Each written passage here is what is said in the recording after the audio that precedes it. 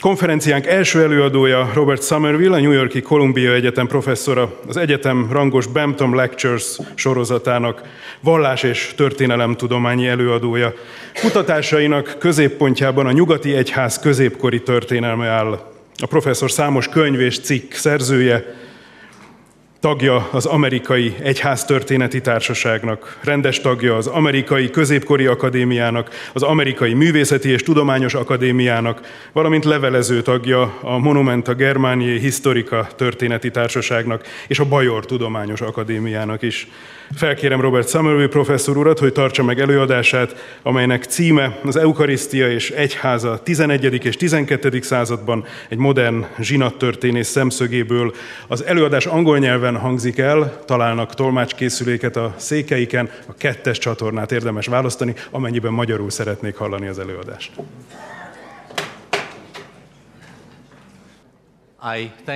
Köszönöm Erdő Péter bíboros úrnak, hogy meghívott és ilyen kedvesen fogadott. És szeretnék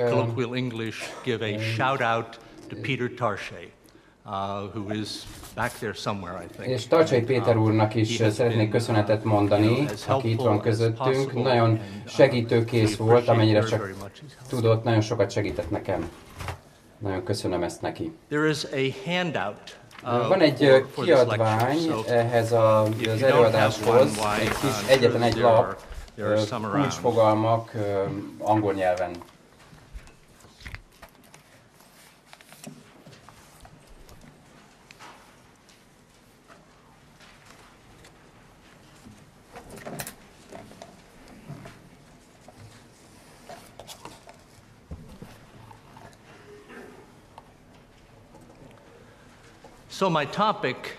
Tehát az én témám, ahogy már hallották a bevezetőben, ha nem vagyok elég világos, vagy a fordítással kapcsolatban nem érthető valami,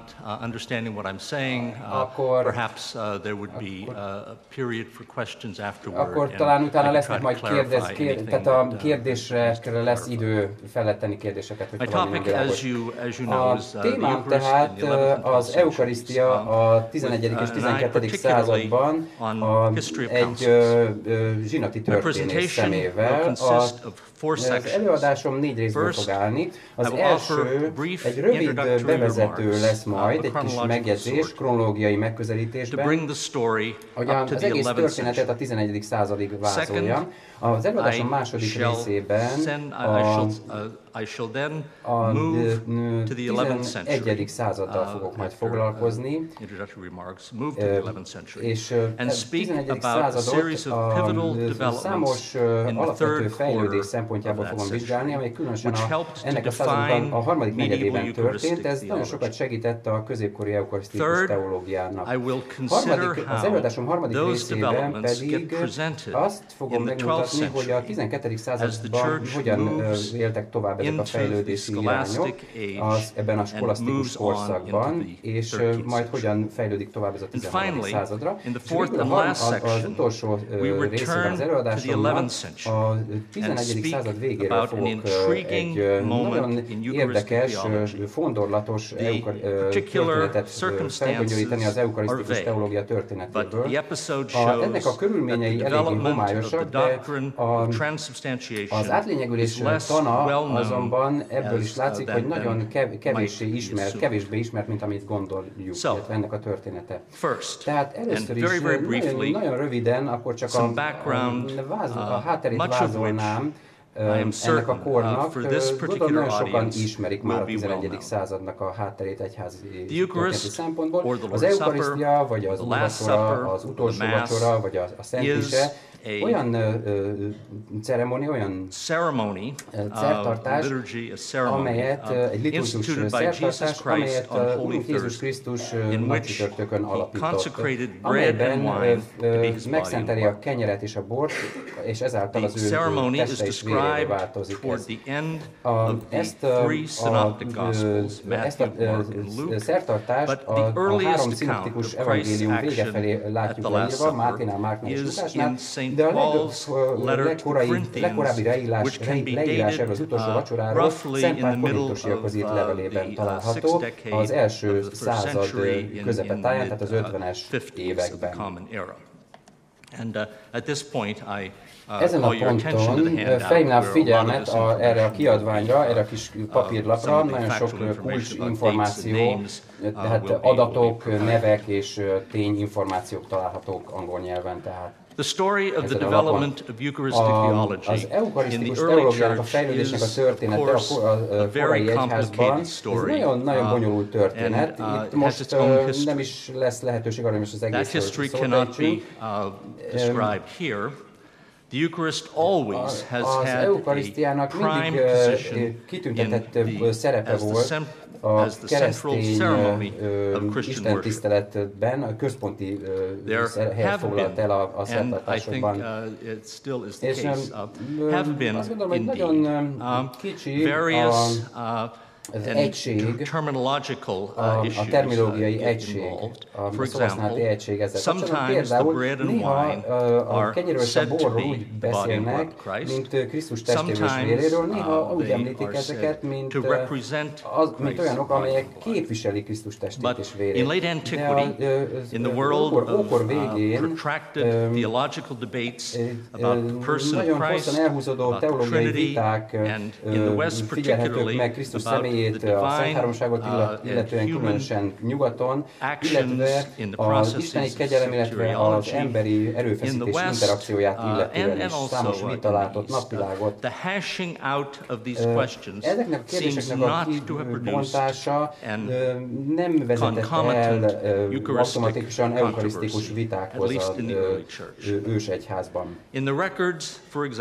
Feljegyzésekben azonban például az ökumenikus zsinatok idején, a korai évszázadokban az eucharisztia nem szerepelt napirendi pontként. Azt kell mondjam, hogy én nem kutattam más helyi zsinatok után, local councils in late antiquity, for example, ókor végén, például nem kutattam az észak-afrikai vizigót királyság történetét, ebből a szempontból a merovingiai vagy a korai karolingiai összejöveteleket sem.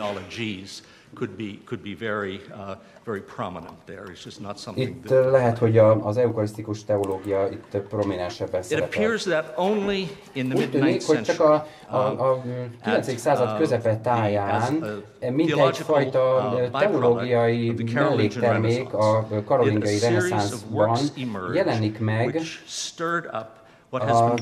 az, ami az első eucharisztikus vitának neveznek nyugaton. És itt megint utalnék erre a kis papírlapra, amit kiadtam. Ennek a kitüntetett helye ennek a vitának Corby településen egy bencés kolostorban történt, amilyenben Észak-Franciaországban. Nagyon sokan vitáztak erről, de a legismertebb vitatkozó két szerzetes, az egyiket Radbertusnak hívták, és a másikat pedig Ratranusnak, ők ugyanabban a bencés kolostorban éltek. Radbertus az első, az egy nagyon termékeny tudós volt, egy időben ő volt Corby apátságnak az apátja, biblikus kommentárokat írt, és manapság azt feltételezik róla, hogy ő volt az elindítója a 9. század közepi pseudo-izidóri dekretáriáknak. És a mi szempontunkból, ami most itt fontos, Radbertus volt az első tudós, aki egy külön értekezést szentelt az eucharisztiának. In his work on the body and blood of the Lord, most Eucharistic treatises are titled On the Body and Blood of the Lord. In his treatise, Radbertus presented a discussion which spoke of the Eucharist as could be expected, as the body and blood of Christ. Úgy taglalta az eucharisztiát, ez Krisztus teste és vére, de kifejtette konkrétan, mit ért ez alatt. Számára, Radbertus számára Krisztus teste és vére az átváltoztatás után az oltárban valóságosan jelen volt, de számára ez a tényleges, Krisztus tényleges húsa és vére volt az, amelyik Máriától született, amelyet keresztre feszítettek, amelyet kiontottak kereszten, és amely feltámadt. feltámadott. The body is then miraculously Aztán a multiplied test according to Radbertus csodálatos módon by a divine miracle. az átváltoztatáskor megsokszorozódik Isteni csoda folytán. Radbertus természetesen nem rendelkezett még a skolasztika nyelvezetével, tehát például a szubstancia kifejezésével nem élt, tehát nem beszélt filozófikus módon éppen ezért, de mégis az átlényegülés tanának az alapjait lerakta, ez kétségtelen. Ebben az értekezésben ezt megfigyelhetjük minden kétséget kizáróan. A nézete nagyon vitatott volt a 9. század közepén, és nagyon sokan vitatták ezt, engendered a number of számos értekezés született erről, de különösen egy szerzetes társa részéről, aki meg is cáfolta ezt a radbertuszi értekezést. Tehát Ratramnusról beszélünk, ugyanarról a címmel írt egy teljesen más értelmű értekezést. Azt mondta, hogy Radbertus Eucharisztiával kapcsolatos fogalmát túlságosan egyoldalúan fizikai beállítottságúnak titulálta, és azt mondta, hogy az átváltoztatás után Krisztus teste és vérévé válik a kenyér és a bor, de természetesen ez átvitt értelme, figuratív értelemben. Számára ez a szentség így spirituális és nem egy testi jelenség volt. Nagyon fontos megjegyezni, hogy sem a 9. században, sem egészen a középkorig senki nem mondta kétségbe, hogy Krisztus valóságosan jelen van az Eucharisztiában. Tehát a kérdés nem az volt, hogy ennek a ténye volt a kérdés, hanem ennek a megvalósulási módja volt a kérdés. Itt már áttérek az előadásom második fő részére. Ebből fakad egy vita az Eucharisztia körül a 11. század végén nyugaton. És megint szeretném felhívni arra a kis kiadott papírlapra a figyelmet, amin ugyan angol nyelven, de itt a kulcsfogalmak szerepelnek és adatok le vannak írva, összegezve. Az a folyamat, ami alapján Radbertus elképzelése vált dominánsá az Eucharisztiával kapcsolatban, a karolingi időkből egészen a 11. századig, ez nem eléggé világos. Nincs elég bizonyítékunk ezzel kapcsolatban. Azonban a 11. század közepén felmerült egy tudós a Loire völgyéből, akit Berengárnak hívtak, ő Ratramnus értekezését tanulmányozta, viszont abban a hiszemben volt, hogy ez nem Ratramnus műve, the names wrong. I always tell my students, you're going to get these mindig names mondom az hallgatóimnak is, vagy rosszul mondtam, hogy Radbertus, tehát Ratramnusról beszélek természetesen, tehát Berengáról beszélek, aki Ratramnusnak az értekezését tanulmányozta, és tehát ez a 9. században történt, és akkor visszakanyarodok akkor tehát a előadásomra. Tehát Berengár, ez a tudós, elkezdte Ratramnusnak az értekezését vizsgálni, és abban a hiszemben volt, hogy Johannes Scotus Eruginának az értekezését olvassa. És nem csak az volt a baj, hogy eltévesztette a szerző kilétét, hanem egy darásvészekbe is nyúlt ennek a témának a felvetésével. A berengári vitát nagyon sokan tanulmányozták, nagyon sok szempontból, és nagyon sok történész később Berengárt historical analysis, elemezte, illetve látta, teológiai, irodalmi szempontból nagyon sok körülmény befolyásolta a látásmódját ezeknek a későbbi tudósoknak. Berengárt elég ellentmondásosan írták le ennek köszönhetően, néha ellentmondásosan is. Van, aki azt mondja, hogy racionalista volt, van, aki innovátornak gondolta, van, aki tradicionalistának, van, aki nyelvésznek, van, aki dialektikusnak, de valószínűleg még nagyon sok más tulajdonsággal is illették, de talán az egyik legjobb jellemzését Richard Southern kutató adta 70 évvel ezelőtt egy cikkében, több mint 70 évvel ezelőtt látott napvilágot ez a cikk. Berengar was proud of his position as the leading master of his time. Saját vezető pozíciójára, mint vezető tanító a saját országában és idejében, rendkívül kényes volt intellektuálisan, és nagyon arrogáns is egyben, és rendíthetetlen önbizalommal rendelkezett, amely lehetetlené tette számára, hogy beismerje, hogyha nem volt igaza, vagy ha meggyőzték, legyőzték. Az ellenfeleit úgy tekintette, mint a csőcselék által támogatott csoportosulás tagjai. Southern, a tudós azt mondja, hogy Berengar képtelen volt arra, hogy tévedjen. Tehát úgy gondolta, hogy ő képtelen a tévedésre, és minden más vélekedést elutasított, ami különbözött a sajátjától.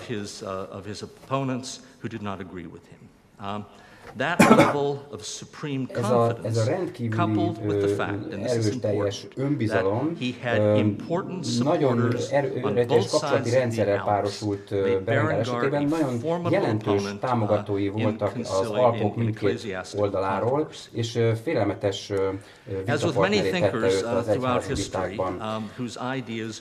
Így sok olyan gondolkodó a történelemben, akik téves vagy eretnek tanokat hirdettek valótak, akik Berengar művei sem maradtak fel teljes mértékben. A fő műve, amelynek a címe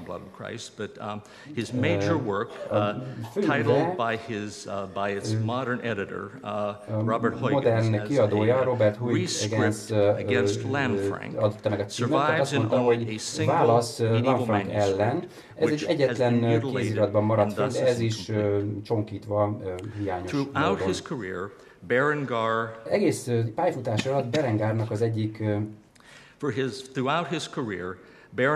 az egyik legerőteljesebb kritikusa Lanfranc volt. Az egyik legrátermettebb pap volt korában, saját korában. Két ember között, Berengar és Lanfranc közötti viszony elég komplikált volt. Lanfranc Lombardiából származott, és az 1030-as évek elején költözött az Alpok északi részére. A pályafutása alatt nem tudom, hogy hogyan találkoztak. Talán nyitottak egy iskolát Avranches-ban, Normandiában, Észak-Franciaországban, de az már világos, hogy a közeli Beck monostorába lépett be a 1040-es években. In his biography of Lanfranc, written in 2003, John Cowdery biográfiájában John Cowdery, a kutatója 2003-ban úgy gondolkodott, hogy talán Lanfranc és Berengar talán akkor találkozhattak, amikor mindketten Franciaországban tanítottak. De nincs igazából elég bizonyíték emellett. Annak ellenére, hogy Lanfranc nagyon erőteljes ellenfele volt Berengárnak, a 60-as években fellépett Berengar legerőteljesebb ellenlábasa, aki nem volt más, mint Humbert bíboros. A vitának a részletei Berengar tanításával kapcsolatban, hogy hogyan robbantak ki, nagyon sok módon próbálták ezt körvonalazni, de a történészek nem tudják egész pontosan hűen leírni. Az egyházi zsinatokban azonban tetten érhető ennek a folyamatnak a jelentős része. Ennek a vitának a kezdeti fázisa a második Miklós pápa által összehívott híres lateráni zsinatban érhető tetten 1059. április végén és május elején.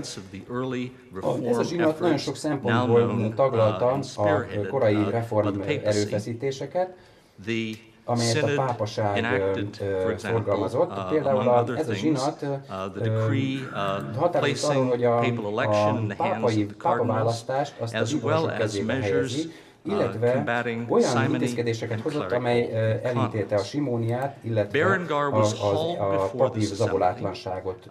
Berengárt arra kényszerítették ebben a zsinatban, hogy nyilatkozatot olvasson fel, amelyet Humbert bíboros fogalmazott meg, de gyakorlatilag esküvel kellett megtagadnia az előző Berengárnak a megelőző nézeteit.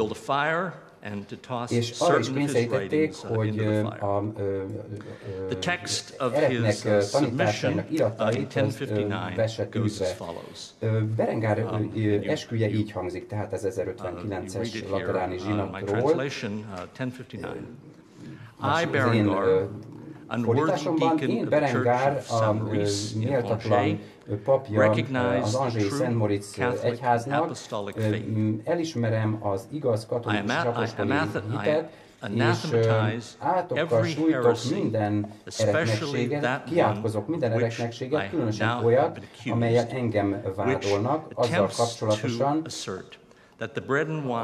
azzal a tanításommal kapcsolatban, amelyet régebben a kenyérrel és a borral kapcsolatosan terjesztettem, mégpedig a kenyérnek és az oltára tett, illetve áttartozott kenyérnek és a borral kapcsolatban terjesztettem, azt gondoltam erről, hogy ez csak jelkép, nem pedig Krisztus valóságos teste és vére.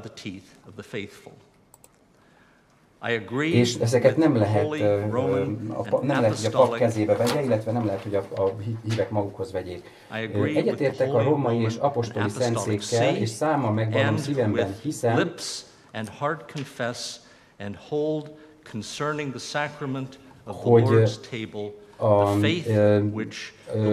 hogy tiszteletre méltó Miklós pápa útmutatását követve, illetve a Szent Zsinat útmutatását követve, illetve az evangélikus apostoli tekintély előtt megerősítem, hogy magamra nézve kötelezőnek tartom azt, hogy let me go back. Which the Lord and Venerable Pope Nicholas and this holy Tehát még egyszer az előadó is elismétli, hogy a tiszteleteméltó Miklós pápa, illetve a Szent Zsinat határozat alapján megerősítem, hogy kötelezem magamat arra, hogy szó szerint,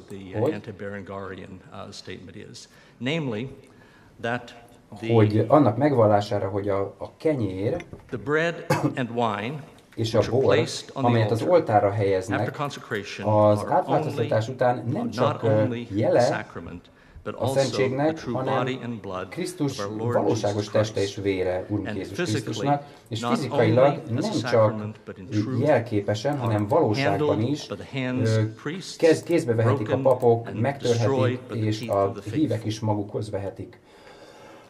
I profess, swearing through these holy and this holy and consubstantial Trinity, and through these sacrosanct Gospels. The Gospels are probably right there, and Berengar is told he has to put his hand on the Gospels. És ezt úgy tette Berengar, hogy rátette a kezét az evangéliumra. Gospels of Christ, that those who are hogy esküszöm, hogy azok, akik ez ellen a hit ellen állnak, azokat, ő dogmáikat, követőik méltók az örök kiátkozásra.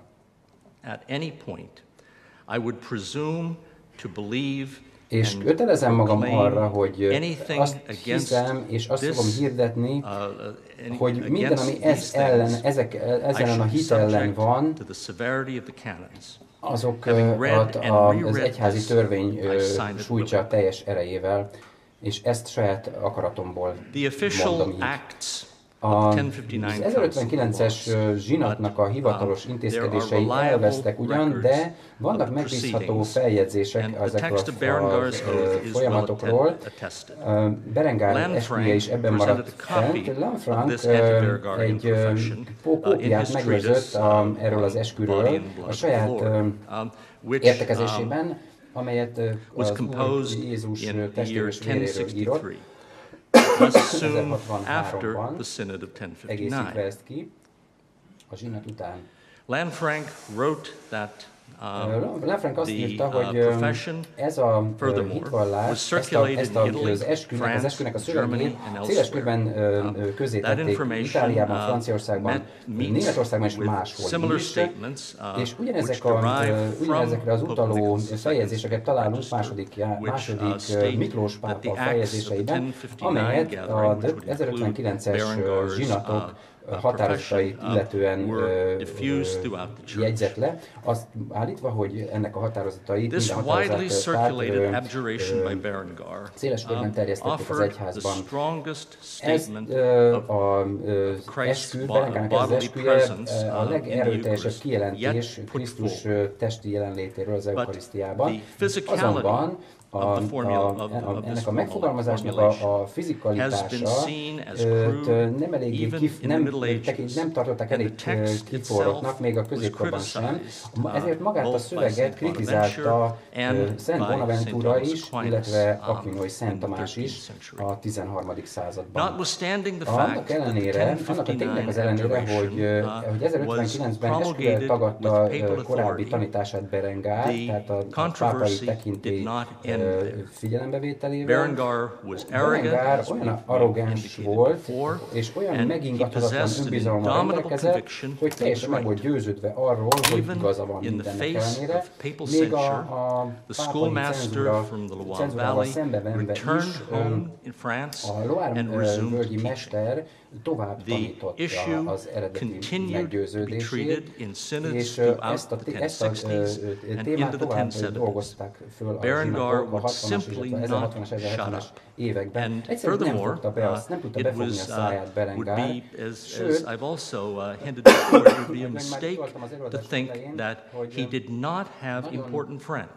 both north and south of the Alps.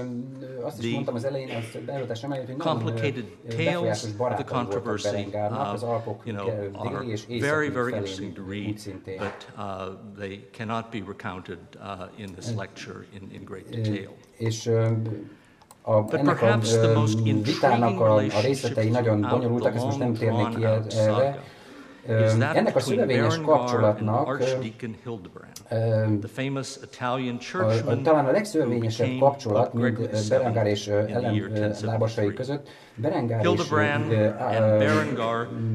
Hildebrand főesperes között volt. Egy olasz pap volt, aki később a 7. Gergely pápa lett 1073-tól.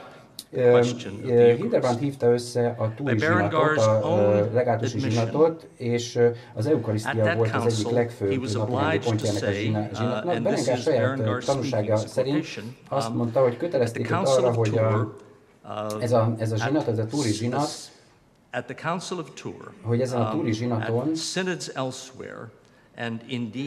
és máshol, bocsánat, mondja az előadó. Ugrottam egy sort. Tehát Berengár saját tanúsága szerint a zsinat kötelezte őt arra, hogy azt mondja, és ez Berengárt idézem, hogy a kenyér és a bor az oltáron az átváltoztatás után Krisztus teste és vére.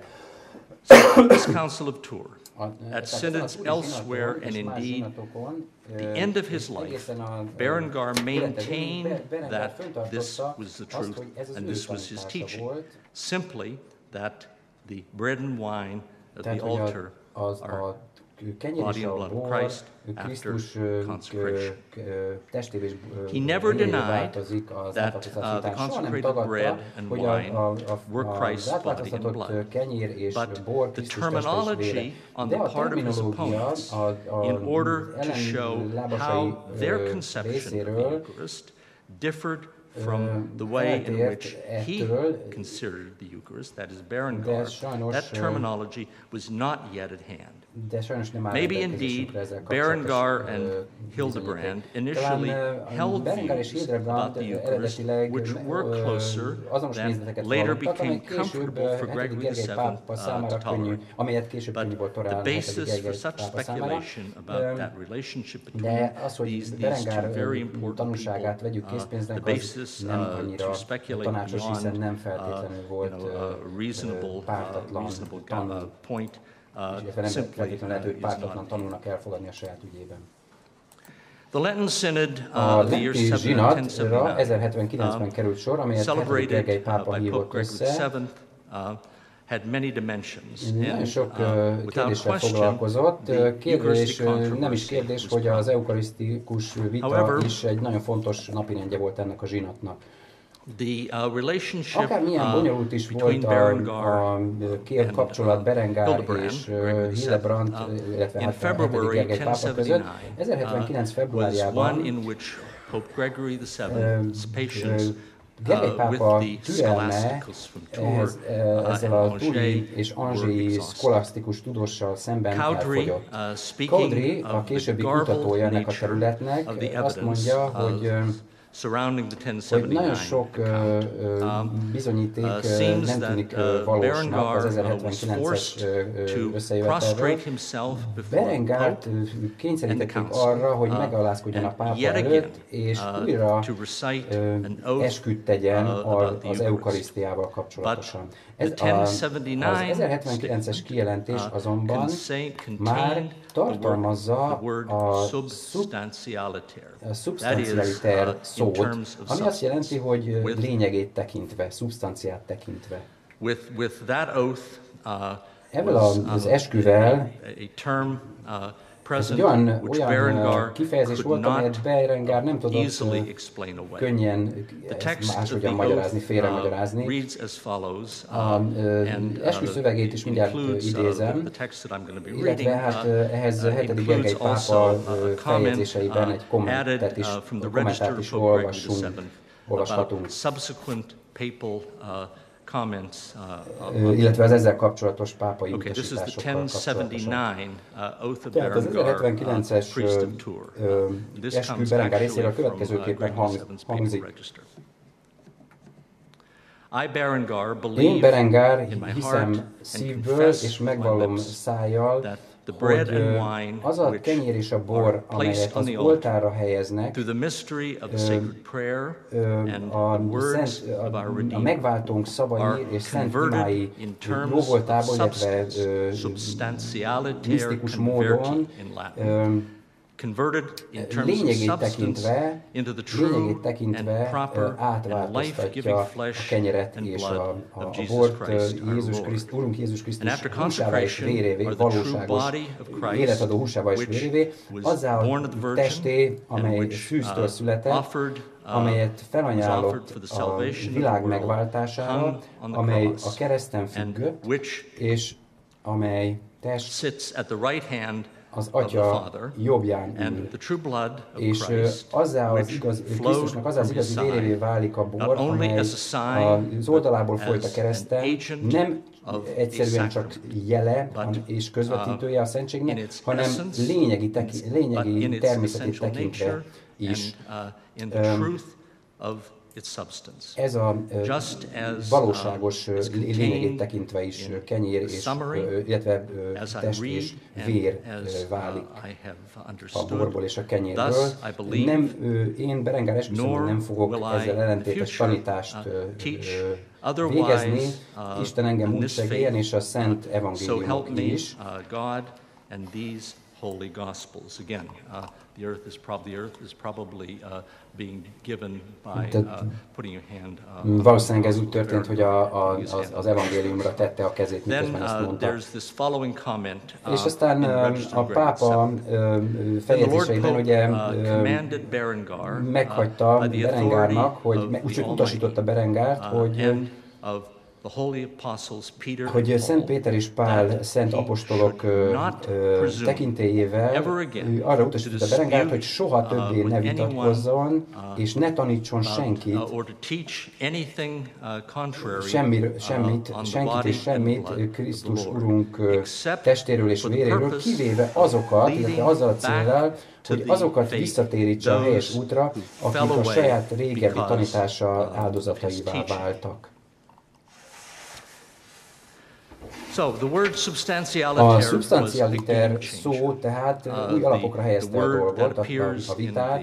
Berengar ezt tehát az 1079-es esküszövegében találkozunk Berengar could not explain it away, magyarázni, és ez a szó egészen élete végéig kísértette őt. Az 1079-es zsinat többé-kevésbé úgy tűnik, hogy véget vetett a berengári vitának magában, de a teológiai kérdés azonban on into the 12th century, and as did the statement from Pope Nicholas II's 1059 Council, the oath from the 1079 Council circulated wisely. The fact that the word substantialiter appeared in a papal text of undeniable authenticity certainly helped the circulation of the Tehát ezt mindenképpen nyomon követhetjük, hogy ezt közzétették, ezt a két esküszövegét, a két zsinatot követően. Gary Macy, ennek a kornak a kutatója, azt mondja, hogy az 1079-es zsinati esküszövegében arisztotelészi filozófia érhető tetten, mert hogy ennek segítségével írják le Krisztus eucharisztikus jelenlétét, tehát ezzel egy új fázisba lép a vita a szubstancia játékba hozásával. Hogyan állunk az idővel? Okay. Jó, rendben. Let's at this point ezen a ponton most akkor próbáljuk meg összegezni, hogy hol is állunk. A 11. század végére egyre nagyobb a teológiai egyetértés a latin egyházban Krisztus valóságos jelenlétét illetően az oltáron, az átváltoztatott testét és vélét tekintve. Két fontos pápai zsinati dokumentum tanúsítja ezt. A két Berengar ellenes eskü teljes mértékben harmóniában van a pápai reformtörekvésekkel a 11. században, amely hangsúlyozza a szertartásban a papi jelenlét szükségességét. Erre alapozva azt gondoljuk, hogy teológiai fejlődés érhető tetten az 1059 és az 1079-es zsinat között eltelt 20 évben, és azt mondhatnánk, hogy ez egy történeti valóság volt, ez a fejlődés, viszont óvatosnak kell lennünk itt, hogyha történeti általánosítást szeretnénk megállapítani, de ez már az előadásom harmadik részére vezet át.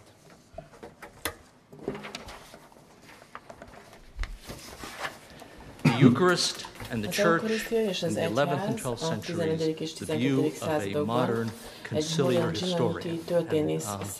Cardinal Erdő pointed out to me that is an ambiguous statement in meghívott, akkor ő is mondta, hogy ez egy nagyon ellentmondásos megnevezés, mint hogy zsinati történész. Igazából lehet, hogy a zsinatok történészének kellene inkább nevezni magunkat. Amikor Erdő Péter bíboros után meghívott engem ide, akkor mindenketten rájöttünk arra, hogy mennyire nehéz lenne mindenről beszélni, vagy akár minden fontos dologról beszélni, ami a cím alapján felmerülhet. És mivel a középkori egyházi intézmények történésze vagyok, és nem vagyok teológus, vagy a liturgia specialistája, és nem is vagyok a népi áhítat történésze, ezért ezek a nagyon fontos területek, amelyek szintén az eucharisztikus tanulmányokhoz kapcsolódnak, akármilyen létfontosságúak is ahhoz, hogy ezt a korszakot megértsük, mégiscsak az én előadásomban most mellékes szerepet töltenek be. Attól függetlenül nagyon fontos a liturgia fontosságát hangsúlyoznunk, a zsinatok és színódusok, itt most ezt a két kifejezést használom, és szinonimák használom, mint ahogy ez a középkori forrásokban is szerepel. A teológiai vitáknak a helyszínei, olyan vitáknak a kipattintásának a helyszínei, ahol nagyon sok ember vett részt, és egyébként ez a helyszín, a szocializáció, a barátokkal való kapcsolatfelvétel, illetve az új kollégák megismerésének a területe is volt. Ugyanígy egy mai konferencián is egyébként, de a zsinatok és a színodusok liturgikus események is, és lehet, hogy még inkább azok, ahol imádkozunk, szertartások zajlanak, és ezek mind fontos menetrendek alapján történnek, ahol ezek le is vannak írva a zsinatok ünneplésének a rendjében, Ordines de Celebrando Concilióban, aminek a során a legelején, a gyülekezés legelején már a szentelket hívjuk segítségül, és az ő útmutatását kér. Dr. Herbert Schneider Monumentek Germania Historica című nagyszabású művében, ami egyébként több mint 650 oldalas, beszél a liturgikus ordines gazdagságáról, hogy mennyire fontos volt ez már a középkori egyház tanulmányozása szempontjából is. Tehát Herbert Schneidernek ez nagyon fontos műve. Tehát, hogyha az ordinest tanulmányozzuk, akkor nagyon sokat tanulhatunk a zsinatokról is. Sokszor ezek olyan események voltak, amelyek hajnalban indultak, és általában volt egy szentmise, vagy a Eucharisztia ünneplése is De térjünk most vissza a 11. századi vitához. Hogyan alakultak ezek az események a későbbi évtizedek során? Ugye beszéltünk itt Berengárról már, hogy megadjuk a választ erre a kérdésre, az időben egy kicsit előbbre ugrunk, elég nagy ugrás lesz ez, tovább megyünk Berengárnál, és még a 12. századnál is, és nagyon nagy vonalakban gondoljunk egy kicsit a lateráni zsinatra, 1215-re a Ince pápa zsinatára. Ez a 12. ökumenikus zsinata a római katolikus egyháznak. 12. századi lateráni zsinat után tartották ezt meg, 1123-as, 39-es és 79-es után, amelyeket szintén ökumenikus zsinatnak tartunk. Egyébként ez a handoutomban is részletezve van. For the conciliar, the canonical, the canonical program of Lateran IV. Negyedik lateráni zsinat kanoni programja comprehensive set of decrees, nagyon sok dekrétumot tartalmaz, 70-71-et is, és az első kánon egy nagyon híres hitvallás, nagyon részletes hitvallás, és van egy részlete az Eucharisztiáról is. És a releváns része a következőképpen hangzik. Ez nem tőlem származik ez a fordítás, hanem az első kánonnak a fordítása, ez a 1915-ös lateráni zsinatból, az Eucharisztiáról. Egyetlen egy egyetemes egyház van, a hívők egyháza, amelyen kívül senki más nem várhat megváltást, ahol Jézus Krisztus egyben pap és áldozat, és az ő teste és vére valóban jelen vannak az oltári szentségben, a kenyér és a bor formájában, és a kenyér és a bor mindeközben átlényegül, transzubstanciátis, tehát lényegében átváltozik, isteni hatalom által, így válik Krisztus testévé és vérévé. És ezt a szentséget egyedül egy olyan pap szolgáltatja, aki megfelelően felszenteltek. Ezzel a szöveggel a háttérben próbáljuk egy kicsit még egyszer szemügyre venni az egyházi zsinatokat. Tehát nézzünk megint vissza 1215 elé. Nézzük meg hogy mit hallunk az Eucharisztiáról a 12. század ökumenikus zsinatok dekrétumaiból. Tehát az 1100-as An initial observation must be made, however, and that might seem somewhat surprising.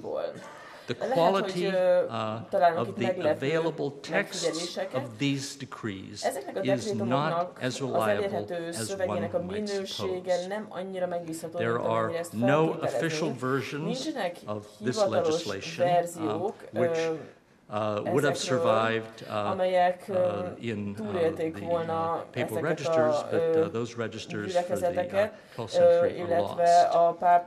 Notwithstanding that problem, many canons from Lateran I, II, and III are available in pretty good editions, but looking specifically for the Eucharist yields disappointment. The sacrament is virtually absent in those decrees.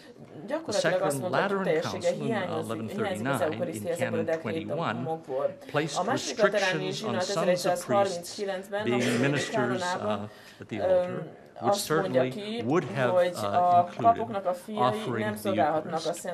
And the same council, 1139, in Canon 23, condemned heretics who deny the sacraments, probably referring to dualistic sects in southern France. But all told, looking at the 12th century ecumenical councils, even if I have missed something, which is certainly quite possible, the yield in terms of canons having to do with the Eucharist is meager. But silence of 12th century papal synods about the sacrament of the altar is in a way deceptive. There is a strong tradition about the matter found in important canon law collections which were put together prior to the 13th century. It must be remembered that prior to the 13th century, there was no official collection of church law. Nonetheless, there is a great deal of interest in the study of the law. Around the year 1100, however, a group of canon law compilations bearing the name of Bishop Ivo of Chartres were put together. And again, you have the Evonian information. Bishop Ivo was a leader and a leading and exceptionally learned churchman, personal friend of Pope Urban II, and deeply involved in the significant ecclesiastical questions of the time. One of the Evonian collections, named the Panormia, which means a comprehensive collection of laws, circulated very widely and survives even today in more than 150 manuscripts. The Panormia was organized systematically and contained canons from antiquity through the 11th century.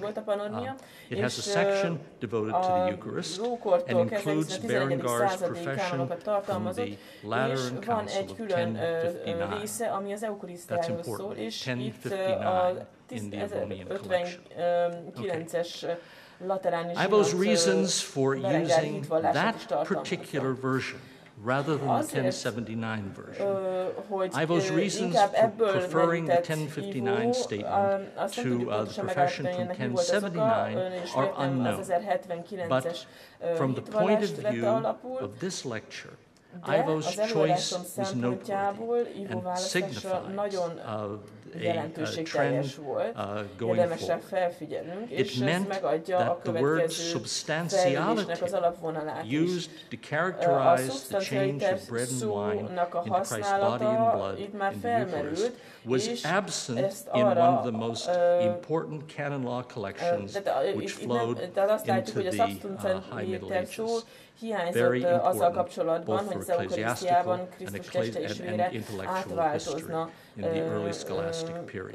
kenyérből és borból, és ez hiányzott így az egész 12. századi egyházból. In fact, a database hogyha megnézzük, hogy mit adott például egy adatbázisban való keresés, amely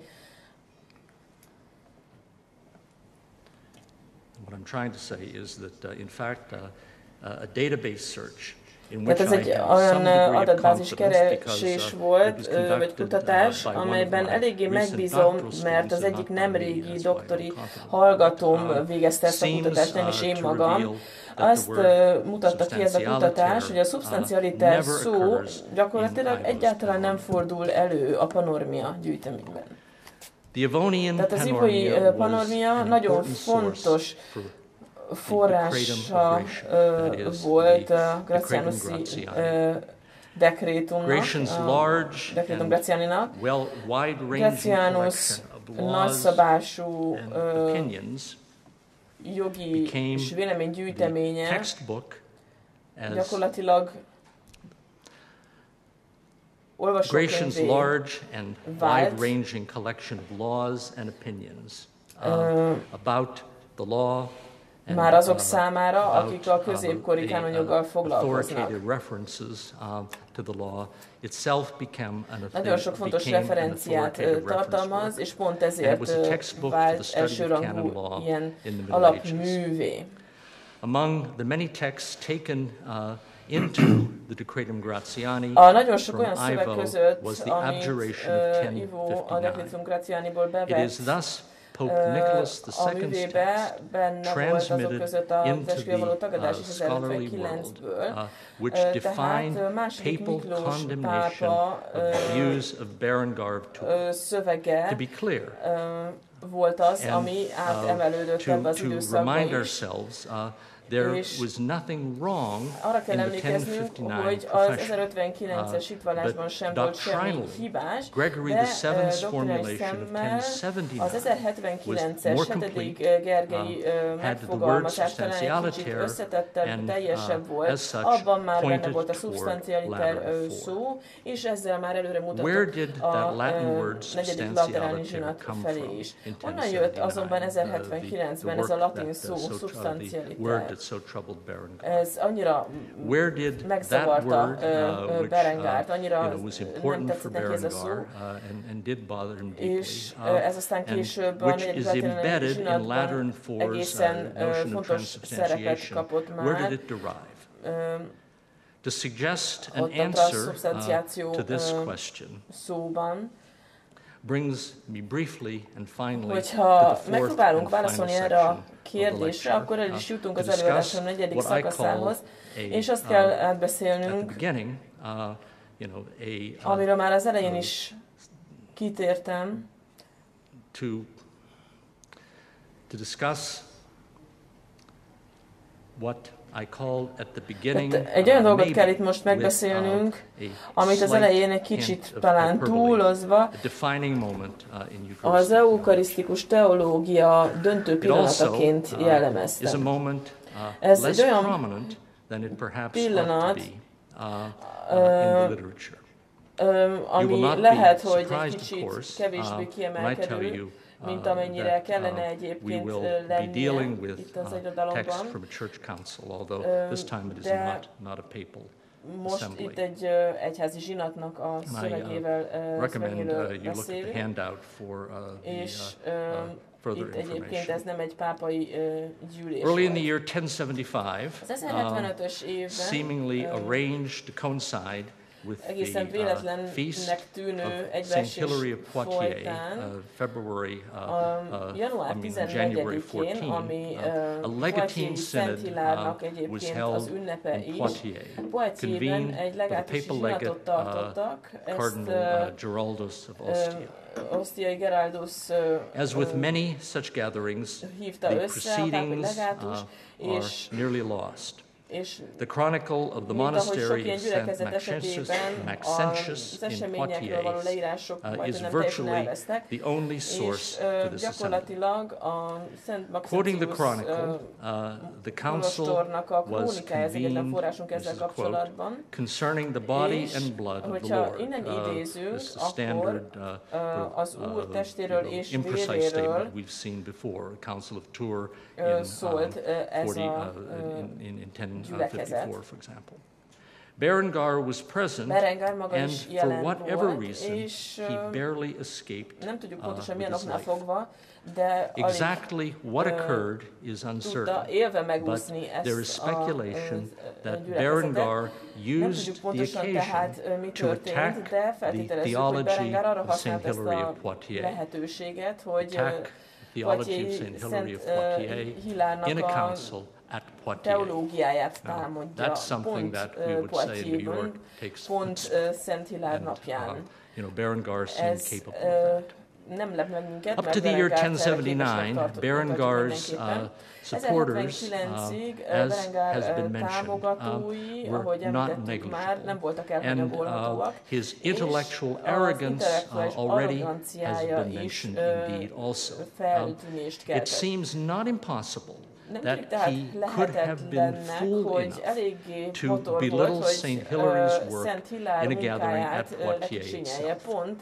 An anti-Berengarian creedal statement in the name of the council was promulgated, a text which was discovered in 2 manuscripts only, and 2 manuscripts of a canon law collection assembled in France toward the very end of the pontificate of Gregory VII, when Gregory VII died in 1085.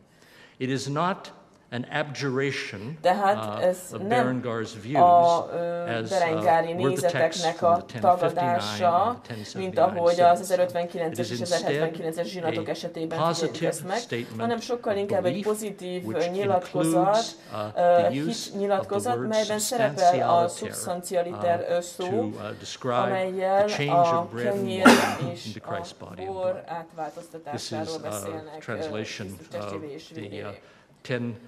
1075 Poitiers, tehát itt látjuk ezt a szöveget a Poitiers zsinatról, 1075-ből. Obviously drafted either while Berengar is being intellectually attacked or after the council. Vagy valahogy Berengar támadására fogalmazták meg, és ez hitvallásként azzal kezdődik, hogy a szívünkben hisszük, és szánkkal megvalljuk, hogy a kenyér és a bor, melyet áldozat céljára az oltárra helyeznek, ugyanez a kenyér és ugyanez a bor, az átváltoztatás után, melyet itt a Szent Lélek ereje által egy pap keze végezett, lényegében átalakulnak, substantialiter transmutatum, tehát lényegében átalakul a kenyér és a bor Krisztus igaz testévé és vérévé, egészen pontosan azzá testé, amely Szűz Máriától született, mely szenvedett, és melyet értünk keresztre feszítettek, mely a halottak közül föltámad, és mely most az Atya Isten jobbján ül, és ugyanazzá a vérré változik át, mely a keresztre feszített testéből folyt, és a kenyérből és a borból már semmi nem marad ott fönt, mint csak az a látszat, amelyet az emberi szemmel látunk mi magunk. Így tehát nem szabad elriadnunk ettől a szentségtől, melyet a vértől félünk, az alvat vértől félünk, amely sebből származik.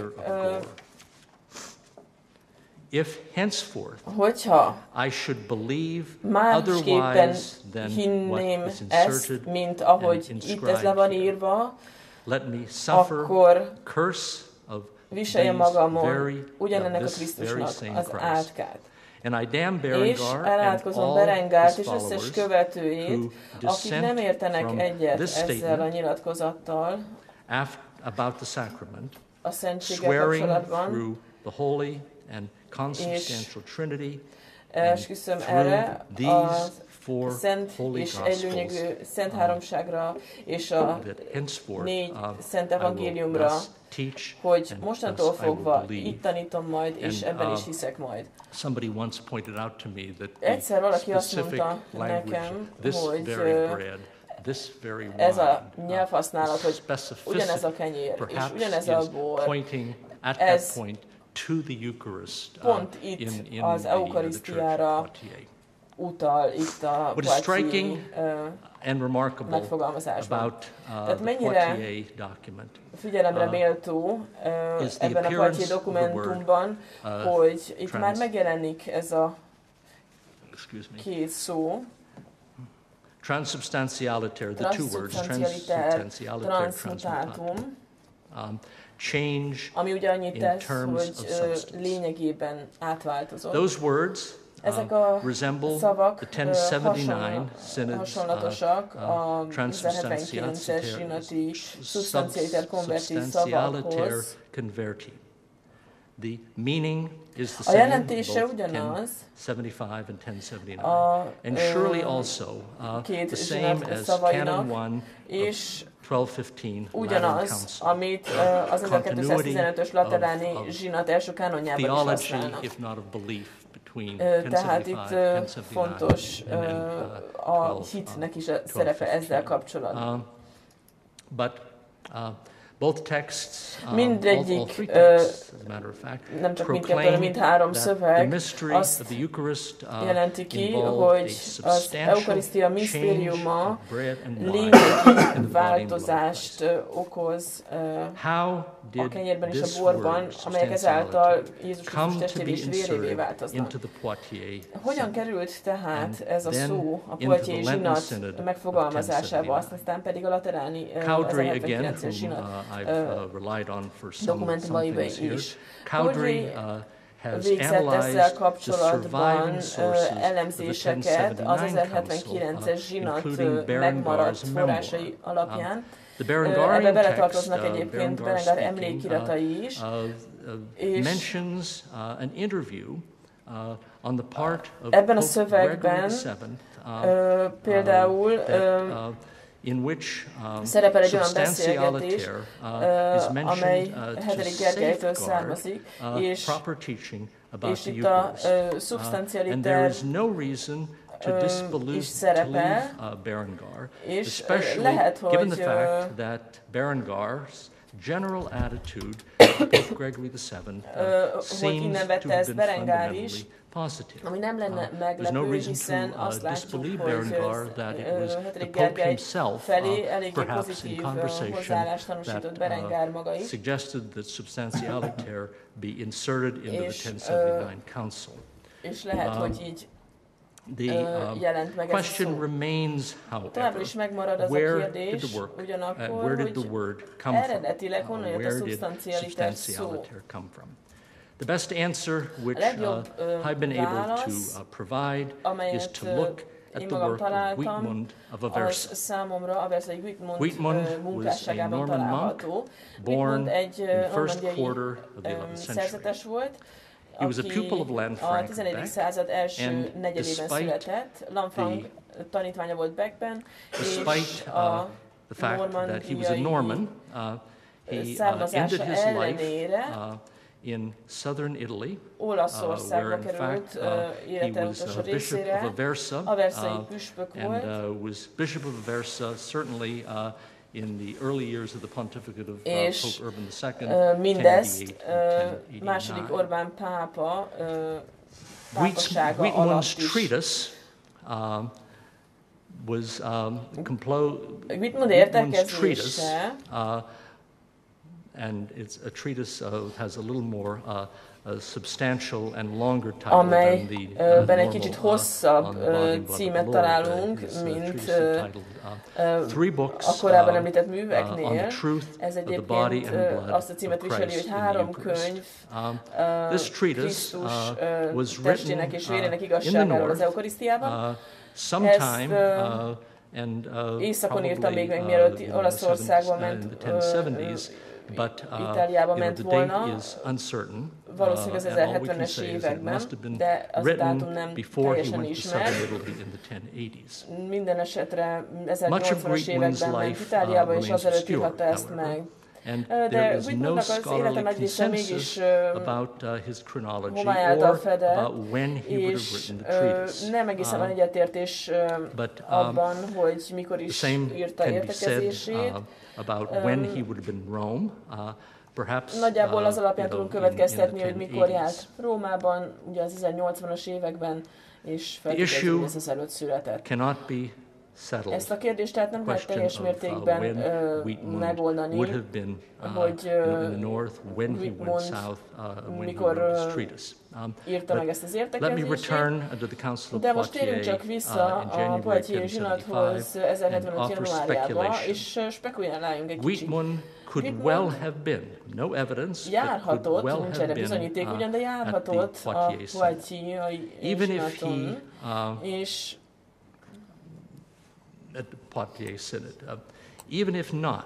de ha nem is jártott, akkor azt gondolom, hogy az ott megfogalmazott hitvallás az értekezésében megfigyelhető eucharisztikus nézeteket tükrözi, és a szubstancialiter itt több mint 12-szer fordul elő.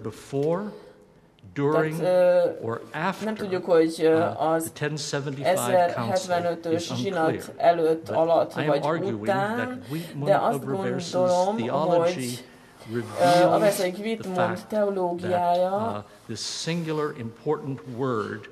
kimutatja, hogy ez a szó, ez az egyetlen szó már mennyire fontossá vált, és így bekerült a későbbi pápai eukarisztikus gondolkodásba is.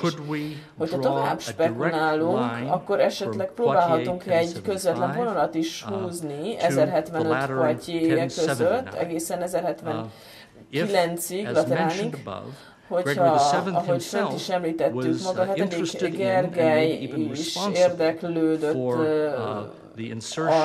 a szubstancialiter szó iránt, vagy akár felelt is ennek a megjelenéséért az anti-berengáriánus nyilatkozatban.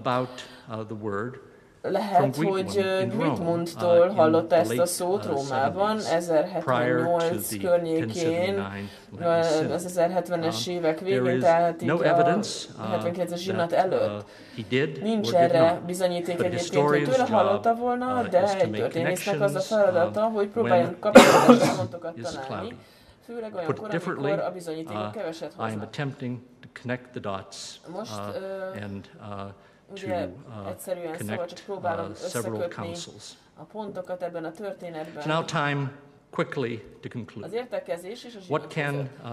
This historian offer this audience by way of conclusion? Ez a történész most összefoglalásként még a közönség számára nyújtani. Nagyon sok lehetőség van erre persze, de hagyj fejezzem be a következő 4 ponttal, bár egy egyháztani történész, vagy liturgikus történész, vagy akár egyéb történészek máshogy fogalmaznának a helyemben, de azt gondolom, hogy a zsinatok mindenképpen a teológiai viták, definíciók, meghatározások és elítélések fontos helyszínei voltak egészen az egyház története folyamán, és a berengári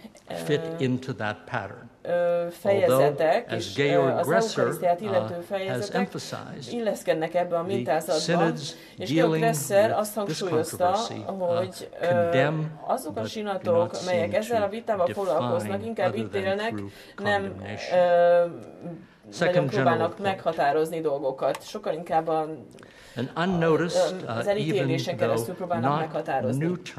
A másik pont pedig lehet, hogy nem vettük észre korábban ezt a kifejezést, vagy lehet, hogy teljesen új a szubstancialitás, a berengári vita alatt jelent meg, és a versailles Guitmond munkásságában már az 1070-es években, vagy 80-as években jelent meg ez elsősorban ez a szó. Tudjuk, hogy már az 1070-es, 80-as években volt aktív Guitmond, tehát innen származik ez a szó, vagy akkor emelkedett ki elsősorban, és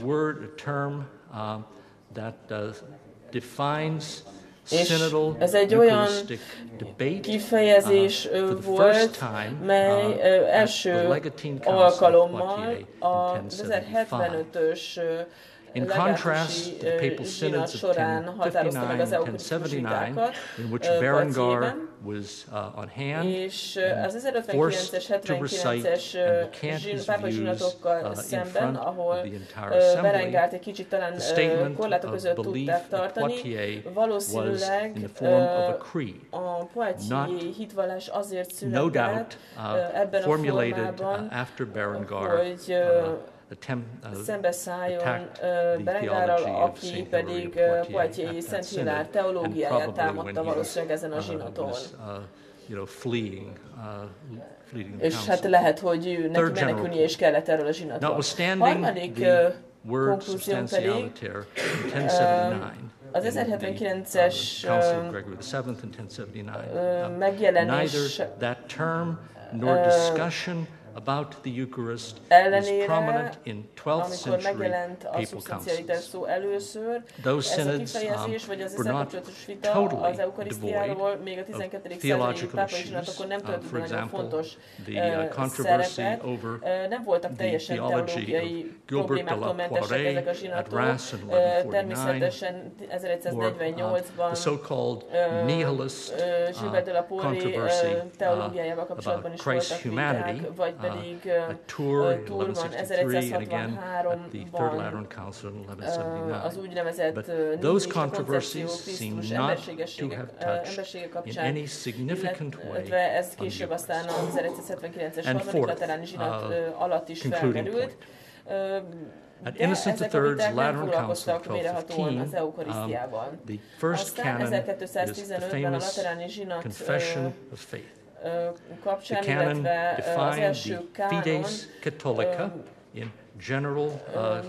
vált nagyon híressé, mint hitvallás, és itt a kánon általánosságban leírja a Fidesz katolikát, illetve ide már szerepet kap az Eucharisztia is, a nagyon híres nyilatkozatban az átlényegülésről.